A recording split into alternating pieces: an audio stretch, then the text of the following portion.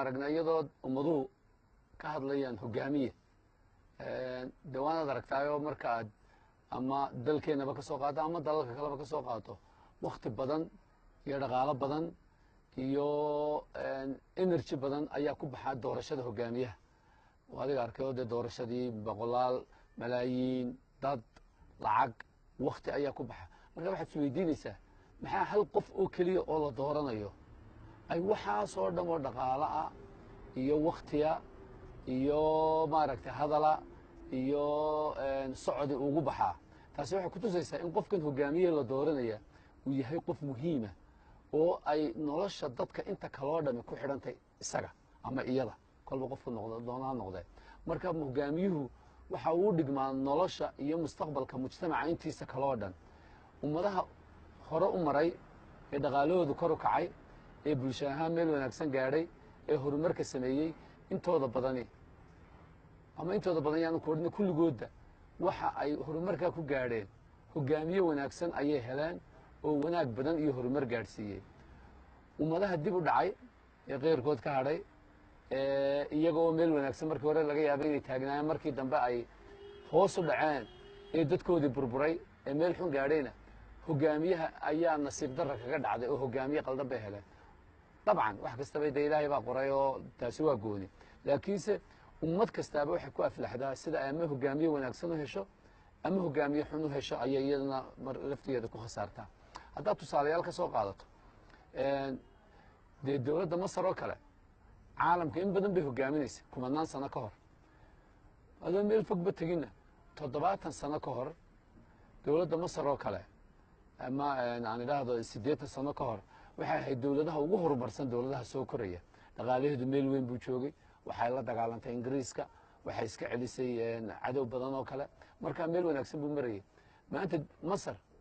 dadkeedu wuu liitaa dhaqaalaheedu wuu liitaa boqolkiiba 50 in ka badan nolosha dadkeedu waxay ka hooseeyaan xariiqda foqorka loo dhigay wax iskama celin karaan askarteedu dee shaxaad iyo dawarsi bay qaar badani ku nool yihiin yacni noloshoodu waa baaba waxba ma dhaanto dowladahan kale ee khasaaray ee dambe markii horeba liitay masartii halkaa taagneed 60-70 sano ka hor waxa maanta halkaa dhigay maaha inay dadka ka tacliin yar yihiin tacliintoodu way fiicneyd aqoontoodu way fiicneyd hogaankii ummaddaa ka xumaaday malaysia oo kale oo aada u liidatay oo aan dhaqaalaheedu meel fog jirin hoggaan wanaagsan bay heleen dhaqaale wanaagsan bay samaysteen horumar bay samaysteen ruwanda oo kale markii 25 sano ka hor meelaha 26 sanood ka hor waxaa loo yaqaanay wuxuushtii africa waxaan dad isqalanaya waxaan dad isdilaya waxaan ahayn dad malaayiin qof iska dilay mar keliya maantana waxa weeyaan meelaha tusaalaha loo soo qaata africa dadkii ismay bedelin dadku waa sidoodii sidaanay hunbay ahaayeen midabkoodii waa sidoodii dhaqaalahoodii dee horuu maray maxaa isbedelay marka hogaamiye wanaagsan bay heleen hogaamiye wanaagsan oo intuu ka koray caqligiisu kor uga kacay halkan kamuu fakirin dadkaagii waa la laayay wax iska celi kamamuu fakirin qabiilkii sida ahaayee dadka laayay ee maanta ha laga arguto kamamuu fakirin dhibaato kale ha timaado waxa uu fakiray si wanaagsan oo hore u maray haddaba bal horta aan isweydiino hogaamiyaha wanaagsan aan sheegnaa muxuu yahay waa ka sida u eeg hogaamiyaha wanaagsan horta waa qofka aragtida leh vision waa inuu leeyahay siyaasaddu had iyo goor waxay leedahay waxyaalo maalinla ah oo maalin kasta dhaca oo lagu buuqo oo lagu murmo oo la isku caayo oo la isku dhaleeceeyo hogaamiyaha wanaagsani waa ka aan ku mashquulin waxyaalaha maalinlaha ah wadooyin maxaa loo dhisi waaye maxaa dhakhtarra loo dhisi waaye maxaa sidan loo qaban waaye haddaad maqasho waxa weeye hogaamiye wanaagsan maaha waa qof shaqaale ah unbaa waxaa ka hadla hogaamiyaha wanaagsan waa qofka aragtidiisu gaadhay 20 sannadood dabadeed ummaddan halkay rabtaa inay gaadho 30 sannadood dabadeed ummaddan halkay inay gaadhay rabtaa 40 sannadood dabadeed ummaddan halkay inay gaadhay rabtaa hogaamiyaha wanaagsan waa ka aragtida fog leh ee higsi sameeya maaha qofku inuu ku mashquulo haddaad aragto hogaamiye ama hoggaan ama dowladnimo ku mashquulsha waxa maalin kasta taagan waxaa la yidhaha fire fighting waa debdemis ee kolba cilladda yaree soo baxday ku mashquula taasi hogaamin noqon mayso waa inaad maanta isweydiisaa dalka aad hogaaminaysaa 30 sannadood dabadeed halkuu joogaya halkuu qaaradda afrika kaga jiraya halkuu kaga jiraya dowladaha soo koraya halkuu kaga jiraya dowladaha muslimka ah waa hogaamiyaha wanaagsan waa ka aragtida dheer leh hogaamiyaha wanaagsan talabaad waxa weeyaan waa qofka dadka abaabuli karaa hogaamiyuhu waa inuu dadkan uu hogaaminayo abaabuli karaa hadduu keligii uu kubadda la ordo, hadduu keligii uu noqdo qofka wax garanaya, hadduu keligii uu noqdo qofka doonayo waxaan u muuqdaan, aad bay u adkaanaysa. waxa weeyaan dadkaagu waa sidii gaadhi tareelaa oo aad jiidayso oo kale. hogaamiyuhuna waa madaxii hore wax jiidayay. haddii aanad dadkaaga abaabulin, haddii aanad dadkaaga tusin halkaadu wado, haddaanu dadku kula socon, dee khasaare badan baa kusoo gaadhayo. keligaa un baa ordayo, adoo keligaa ordaya ad arkaysa. marka waa qofka dadka abaabula. hogaamiyaha wanaagsani waa ka istiraatiijiyada sameeya. waa inuu hogaamiyaha wanaagsan istiraatiijiyad dhiga. waxaaba tidhi maalan waddankaygu waa inuu 10 sannadood gudaheed dhaqaalihiisu halkaa gaadha, oo maanta miisaaniyaddiisa ah 1 bilyan waa inay noqotaa 10 bilyan. de afkauna haddaad ka tiraa 10 bilyan noqon mayso, ilan saxiroole ma tihide. hogaamiyaha wanaagsan waa qofka sameeya istiraatiijiyadii lagu keenayay. halkeed ka keenaysaa lacagta? halkeed dhaqaalahan ka keenaysa? waxaan la dhisaya halkeed ka keenaysa? yaad u adeegsanaysaa? sideed u keenaysaa? ma cashuurtaad kor u qaadaysaa? ma dadkaad odhanaysaa waxaad isticmaashaan yareeya? ma dhalinyaradaad ku dhisaysaa waddooyinka iyo jaamacadaha iyo iskuullada? yani sideed u samaysa? istiraatiijiyad waa inay muuqataa oo aan ahaynuun inaad laabta ka jecesha inaad wax samayso. hogaamiyaha wanaagsani marka intaa lasoo dhaafo ee qodobka afraad noqonaya, horta waa inuu shaqadan xiisa u hayaa. maaha un shaqadan lagu yidhuun wallahi waad fiicantahay, hadda hebelow ama heblaayo isu sharax, ama heblaayo hogaamiye noqo, ama hebelow hogaamiye noqo. waa inaad waxaan xiisa u haysaa, oo aad wakti gelinaysaa, oo aad dhaqaale gelinaysaa, oo aad gelinaysaa caqligaaga iyo cilmigaaga iyo kartidaada. xiise haddaanad waxaan u hayn oo lagugu soo qasbay ama lagu yidhi wallahi waad ku fiicantahay hadda gal, hogaamiye wanaagsan noqon mayso. qofku waa inuu hogaankan xiise u hayaa oo uu uga xiise badanya wax kastoo kale uu qabanayo. hogaamiyaha wanaagsani waa qofka kalsoonida leh ee isku kalsoon waxa uu qabanaya iyo mowqifka uu taagan yahay ina uu yahay wixii wanaagsanaa ee ay ahayd inuu qabto. kalsoonidu hadday kaa maqan tahay, haddii kolba go-aankaad gaadhaysa iyo waxaad samaynaysaa uu si kuula muuqdo ood maanta oo dhan dadka u weydiiso, way fiicantay inaad dadka weydiisaa, laakiinse waa inaad kalsooni naftaada ku qabtaa in meeshan aad rabto inaad gaadho inaad gaadhayso oo aad awooddeedii iyo caqligeedii leedahay. hogaamiyaha wanaagsani waa ka aan caadifadda badan ku shaqayn. markaad hogaamiye tahay ee aad ummad ama dal hogaaminayso, waxaa kaa hor imanaya wax badan oo caadifada oo u baahan inaad maalin kasta dhaafto. haddii aad mar kastaba la qayrooto caadifaddaad timaada, waxaa laga yaabaa inaad aragto waxyaalo badan oo kugu kalifi karo dalkaaga inaad dagaal geliso. laakiin hogaamiyaha wanaagsan dee dagaal uma galo waxbaa layna yeelay, ama dagaal uma galo cid bay soo gardaraysatay. wax badan buu xisaabiyaa. caadifaddu waa halka kala saarta hogaamiyaha miyirka qaba ee aad wax ugu fiirsada iyo hogaamiyaha caadifaddu waddo kolba arrinkaa lasoo qaaday uun la qiirooda ee la kaca. hogaamiyaha wanaagsani waxa weeyaan waa qofka lala xisaabtami karo, isaguna dadka xisaabin kara. qofka haddaan lala xisaabtami karin oo aanu miiska soo fadhiisan karin oo mas-uuliyaddii loo dhiibay iyo hantidii loo dhiibay iyo wanaaggii loo dhiibay aanu xisaabin karin oona odhan karin 1 2 3 4 iyo hogaamiye noqon kari maa khayr mas-uul buu noqonaya. hogaamiyaha wanaagsan waa in lala xisaabtami karaa, isaguna waa inuu dadka uu shaqada u dirta la xisaabtami karaa. yaad wax u dirata hogaamiye hadduu madaxweyne yahay, haddii uu goro baarlamaan yahay, haddii uu yahay barasaab yahay, waa inuu dadkan uu shaqada u dirtay la xisaabtami karaa oo odhan karaa 1 2 3 ayaan kuu dirtay, maxaad ka qabatay arrinkii, halkeed arrinkii marinaysaa, halkee maxaa dhammaaday, maxaa kaa hor yimid. waa intaa. hogaamiyaha wanaagsani waa inuu waktiga la socdaa. adduunyadu isbedbedelaysaa, weliba iminka xiliyadan dambe isbedel badan baa socda adduunyada. technology baa isbedelaya, dhaqaalihii baa isbedelaya, dadka muuqoodii baa isbedelaya, xaragadii baa isbedelaysa, warshadihii baa isbedelaya, wax soo saarkii baa isbedelaya. hogaamiyaha wanaagsan haddaanu isbedelka la socon oo weli ku qufulan yihiin 20 sannadood 30 sannadood horteed sidii wax loo qaban jiray, aad bay u adkaanaysaa. waxaa laga yaabaa 20 sannadood horteed qabiil iyo qabyaalad iyo wax la mida ayaa ummaduhu wax ku dooran jireen. waxaa laga yaabaa maanta isbedel baa dhacay, technology baa wax lagu dooranaya, shaqo abuuridda wax lagu dooranaya, aragti iyo fikir baa wax lagu dooranaya. haddii tii 20 sannadood horteed ay hogaamiyaha weli maskaxdiisa ku jirto, aad bay u adkaanaysaa inuu dadka iyo ummadda halkaa ka saaro. laakiin mid baa imanaysa oo qodobka ugu muhiimsan ee ah inuu hogaamiyaha wanaagsan yeesho, waa go'aan qaadashada. hogaamiyaha wanaagsan haddaanu ahayn hogaamiye go'aan qaadan kara oo weliba go-aanka qof walbaaba u qaadan karaa marka uu jilicsan yahay. iminka haddii lagu yidhahdo 2 baabuur baa halkaa lasoo dhigay keebaad jeceshahay, waad kala garan kartaa qof kasta uu garanaya wallahi kanaan jecel go'aanku ka maaha go'aanku waxa weeye markuu xaalku adag yahay waa marka la rabo la oranayo dhaqaalaha iyo wax soo saarkeena meenu badina ha bishaarka ummadda meenu kordhinaa mise ka dayna meenu kordhimayno laakiin se waa inuu dadku shaqeeyaa saacado siyaada waa hogaamiyaha dad wanaagsan baa go'aan ka qaadan kara go'aanka wanaagsani waa go'aanka baqashada leh laakiin se marka lagu leeyahay hogaamiyahaasi go'aan uu qaadan karaa waa calool adeeg laakiin calool adeeg cidla kama yimaado taluu dadka weydiiya talada dadka weydiinaysa qofka waxa kaaga aqoonta badan laad weydiinaysa oo leedahay sideen waxa uu galaa sideen waxa loo sameeyaa laakiin ugu dambeynta hogaamiyaha wanaagsani go'aankiisa dadka kala ma tashado haddaad aragto hogaamiye go'aankiisa dadka kala tashada waa hogaamiye faashila talada horu kala tashada oo waxba weydiiya laakiin markuu go'aanka gaarayo isaga oo shakhsiga oo kaliya ayuu go'aanka gaaraa waayo ugu dambeyntina go'aanka uu gaaray isaga mas'uuliyadiisa qaada ama iyada rag iyo dumarku doonaan noqdeen mas'uuliyadiisa qaada hadduu wanaag yahayna isaga ammaanta ku leh haddii ay dhibaato ka soo baxdeen isaga mas'uuliyadiisa qaada go'aan qaadashadu waa mawduuca ugu adag ee ay tahay in qofka hogaamiyaha lagu doorto in yaro tusaalaha ku siiyey si aad u ogaato Nelson Mandela waxa uu xidhnaa 27 sannadood waxa uu ku jiray jeel silsiladda lugaha lagaga gooyey isaga iyo dadkii la midka ahaaba waliba kuwii kale la midka qaar badan waa la laayay isagaaba noolaaday laakiin 27 sannadood ee cimrigiisa ugu wanaagsanaa waxa uu ku dhamaystay jeel maalintii la soo daayay yaana jeelka geliya dadkii caddaa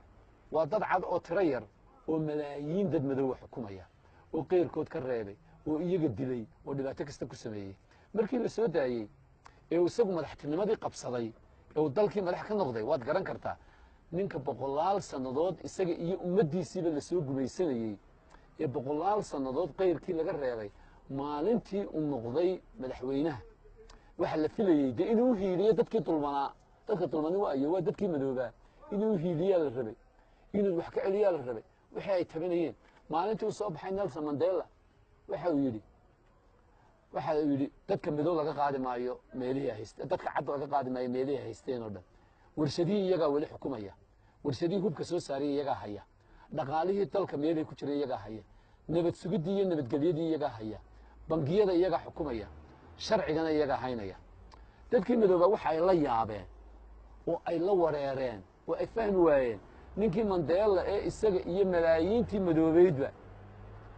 100 sannadood la xanibay maalintii fursadii heleen dadkii caddaha sii hayeen xukunkii dadkii way fahmi kari waayeen waxay dhahaan waa ninkii waalaya xaguu ka dhacay ma fulayba maxaa ka siya Nelson Mandela wuxuu fahmay haddii ay u qeyroodo oo ay caadifadu qaado caadifada waa inaga xagga hore ku soo sheegnay oo caadifadu qaado oo yidhaahdo wixii caddaayoo dhan badda ku dara dadkii madoobaa meesha ha qabsadeen inaanu meel la gaadhay waayo dadka cadi waxay hayeen dhaqaalihii waxay hayeen warshadihii waxay hayeen cadaaladii waxay hayeen jaamacadihii waxay hayeen meel oo dhan wuxuu yidhi dadkii cadda sidooda hay noogu soo jeedo waryaa waa ninka madoobow waxbaro horumar gaadh samee haddaad u fiirsato Nelson Mandela dee dhakhtar muu hayn marka lagu leeyahay dalkiisa horumar buu gaadhsiiyey military muu hayn xoog weyn oo dadka xoog ku qabsaday injineer muu hayn warshadaha ka shaqeeya iyo wadooyinka dhisa waxba muu hayn waxaan la sheego muu hayn looyarnimu bartay taasina markuu dhowr sannadoodba ka soo maqnaa iskuulka ayaa la xidhayba yacni wuxuu ahaa ma waxa keliya ee Nelson Mandela waa hogaamiyaha dunida ugu wanaagsan adduunka oo dhan iska dhaadhiciyay waa go'aamadan yar uu gaadhay wax kale muu samayn isagu dalka hore muu marin laamiya hal la dhisa muu odhan go'aano wanaagsan buu gaadhay Robert Mugabe oo Zimbabwe xukumaa iyo Nelson Mandela isku mar bay jabhad ahaayeen Robert Mugabe markuu xilka qabsaday ninka caddaan eriyuu yidhi kan kale sameeyuu yidhi caadifada wixii dadkiisu jeclaayeen oo dhan buu la qeyrooday asidan hala yeelo maanta waa wadamada ugu liita dhaqaale ahaan dabcan siyaasado kala jiro lagu cadaadinayo waa dhaqaalaha ugu liita marka waxay ku tusaysaa taasi go'aan qaadashadu in ay tahay mawduuca halka ugu wanaagsan ee qofka hogaamiyay maanta dalka iyo ummadda aynu la noolahay waxyaalo badan baa go'aan u baahan uma baahnin yani dee hogaamiye injineera ama hogaamiye dhakhtara waynu u baahnaana hadduu yahay way fiicanta laakiin hogaamiye go'aano waxyaalo badan ka qaadan kara ayaynu u baahanay inaynu helo dhinac kale markaa qofka hogaamiye waa qofka noocee waa qofka maxay soo bartay khasab maaha inuu qofka hogaamiye wax gaara soo bartay laakiin waxa weeyaan inuu aragtina leeyahay go'aanna qaadan karo sababta waxaad ka soo qaaday dagaalkii dunida labaad hogaamiyaashii dunidu ma jiirato ee aad u ma jiirato ee loo arkay inuu masalan waddanka ingiriiska oo kale ka saaray dhibaato badan waxaa la odhan jiray Winston Churchill dee generaal askariya xukumo mu ahayn haddana ingiriiska isagaa ka saaray dagaalkii oo dagaalkii dunida hogaamiyey mu ahayn dee generaal yani askari uu soo ahaa mar laakiin generaal mu ahayn dee ciidamada imika hogaaminaya haddana waddankii isaga ayaa ka saaray xaalad dagaal qof shiciba ayaa ummad dhan oo reer yuruba oo hore u martay ka saaraya xaalad dagaal oo isagu hogaaminaya ummaddii waxaad ka soo qaataa faransiiska digool oo kale generaal buu ahaa ciidana haddana wuxuu hogaamiyey dimuqraadiyadihii ugu wanaagsanaa yurub oo faransiiska ayuu ahaa hogaamiyeyaashii ugu wanaagsanaa wax soo mara isaguna askari buu ahaa haddana wuxuu hogaamiyey dowlad shiciba waxaanu noqday hogaamiyaashii ugu wanaagsanaa ka horeen sheegayna Winston Churchill shicib buu ahaa waxaanu hogaamiyey dagaal waxaanu noqday hogaamiye wanaag marka horta khasab maaha qofku inuu askari ahaado inuu dhakhtar ahaado inuu looyar ahaado inuu way fiicanta inuu qofku aqoon hore yeesho waxa weeyaan intooda badan waxa ay lahaayeen hogaamiyaasha aan sheegay ama ha noqdo mid shiciba ama ha noqdo mid askariya ama ha noqdo qof wadaada cid doona ha noqdo intooda badan waxay ahaayeen hogaamiyaal aragti fog leh iyo hogaamiyaal adag oo go'aan qaadan kara labadaasi markay isku raaceen ayay intooda badan noqdeen hogaamiyaal taariikhdu ay aad u xusto haddaan iminka masalan dee dhinac inagoo kale aad ka soo qaato aragtida marka la leeyahay masalan qofka aragtida la leeyahay go'aanka iyada waynu ka hadalay laakiin marka aragtida fog laga hadlayo waxa weeye maanta ummad baynu ku nool waxaa laga yaabaa inaynu ka fakirayno kamama fakirayno ay nagu qasab tahay inaynu leenahay 10 sannadood ee soo socda iyo 20 sannadood ee soo socda iyo 30 sannadood ee soo socda ummaddeena inaan dhaqaalaha aynu kor u qaadno inay bulshadeena hore u marto in aqoon marka su'aal baad weydiisay waxaad leedahay haddii aad maanta hogaamiye ummaddeena tahay oo aad doonaysa inaad waddankeena hore u mariso halkee baad hore uga marinaysa ma warshadahaynu xoogga saarnaa ma waxaynu saarnaa ganacsiga xoogga ma waxaynu saarnaa xoolaha ma waxaynu saarnaa beeraha keebaynu xoogga saaraynaa waxaan oo dhan si aynu aragno hogaamiye waynu aragtidaa leeyahay masalan haddaad maanta tidhaahdo xoolaheennu waa lafdhabartii waddanka oo dabcan waa lafdhabartii waddanka dad badan baa ku nool laakiin de xoolo way sii baaba'ayaan haddana waynu ogni oo maanta way sii baaba'ayaan 5 sannadoodoo dambe xoolo badan oo waddankeenu yeelanaya marnaba ma jirto haddii aanay sida wax iska bedelin laakiin haddaad maanta oo dhan aynu idhaahno masalan waa lafdhabartii waddanka oo aynu isu sheegno ugu dambaynta lafla'aan baa kuu soo baxaysa marka waa inaad tidhahdaa lafdhabartii waddanka hadday yihiin sidee baynu u gallaa xoolihii maynu urur ilaan dhulkii waa la wada degeeyey reer miyiguu wada gaajooday uu ka wada yimi hadma haddii kaloo tidhahdo masalan horumar baynu gaadhayna abaartu sanad kasta way ibanaysaa sidee baynu uga baxayna ilaan sanad kasta qaadhaan ururin mayna hogaamiyaha wanaagsan waxaasoo dhan buu sii arkaa uu sii maleeyaa sidii looga bixi lahaana u keena go'aamadiina u qaata innaga haddaad eegto nolosha ummadeenna haddaad eegto waxa ina dishay go'aan qaadasho la'aan baa waxyaalo badan halkaa ina dhigtay masalan maxaan ka soo qaadaa de saacado yar baynu shaqaynaa 3 saacadood baynu shaqaynaa oo 2 saacadood ama 4 saacadood 3 saacadoodna intooda badan 2 saacadood waan hadlaawun de anugu shaqadayda saacadu ma dalagaya inta kale waa la hadlaawun ummadaha kale oo dhan ee horumarka doonaya inay sameeyaan waxay shaqeeyaan 10 saacadood waddan aan 10 saacadood iyo 12 saacadood soo shaqayn weligii horumar muu gaadhin adduunyada taariikhiyanba waddan aan ummadiisu 12 saacadood shaqayn maalintii qaarkoodna way ka badiyaan dee waddan 2 saacadood shaqeeyo ummadii weligii haddaynu quraan towraad iyo injiil akhrino horumar gaadhi mayno laakiin de hogaamiye u baahan tahay yidhaahda mushaharkaagana waad qaadanaysaa 12 saacadoodna waad shaqaynaysaa eegata hogaamiyuhu hadduu had iyo goor isku dayo inuu dadka ka farxiyo inuu dadku waxay jecel yihiin sheego inuu sida dadka imika anigu haddaan rabo in laga farxiyana waan garanaya waxaan rabaa inaanan shaqayna iska fadhiyo oo iska faraxsanaado guri wanaagsan dhisto gaari wanaagsan wato carruurtayda iskuul wanaagsan tagto dee laisku heli maayo horaa looga maamaayo la yidhi fadhiyo fuucdii cibeed laisku waa waxaasoo dhan heli maysid waxaasoo dhan waxaad ku helaysaa haddaad maxamed cali bele tahay inaad 18 saacadood shaqayso maalintii oo dhiidku kaa dhammaado ood aroor kasta ka laahdo ood si fiican u shaqayso ood wax qabato markaasunbuu imanayaa waxa aad doonaysa marka go'aamada noocaasa ayaanu ka wada markaan idhaahdo had iyo goor hogaamiye go'aan wanaagsan qaadan karaa ayaynu u baahanay waa ka dabcan waynu soo lahayn hogaamiye wanaagsan oo badan laakiin mid walba xoogga waxbuu saaray haddaad taariikhdeena dib u raacdo mid wuxuu saaray waddankii dee in laysu yimaado oo wanaag lagu wada dhaqmo oo dee cabdiraxmaan axmed cali marka ka soo bilowdo in la wada noolaado dee keena iyagoo dadku wada hubaysa allahu naxariista maxamed ibraahim cigaal haddaad aragto in dowladnimo la dhisto ayuu keenay oo dowladnimo iyo heykal la dhisto haddaad daahiryaalo dib u raacdo dimuqraadiyad in la sameeyo doorashooyin iyo la galo haddaad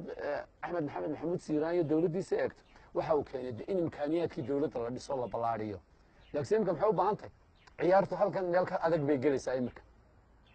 meel afartaa horeba ka sii adag bay gelaysaa saddexdaa horeba waa tiirar dhisan laakiin meel ka sii adag afartaa horeba waa tiirar dhisan laakiin meel ka sii adag bay gelaysaa oo waa maxay sidee baynu caalamka wax ula qaybsan karnaa ila inagoo somaliland wax isu sheegi mayne sidee baynu caalamka hogaamiye wanaagsan oo aragti dheer oo go-aan wanaagsanna qaadan kara oo aan ahayn qof dadka ka farxiya oo wanaagsan oo dadka dhex jooga haddaad aragto hogaamiye dadka ku wada faraxsan yahay wixiisa oo wanaagsan oo dadka iska dhex socda oo kalgacal badan oo caynkaasoo jar baa la iskala dhacaa kaa hogaamiye wanaagsan oo ka ku dhaa waad qaldan tahay halkaad ku socotaa sax maaha inaga leex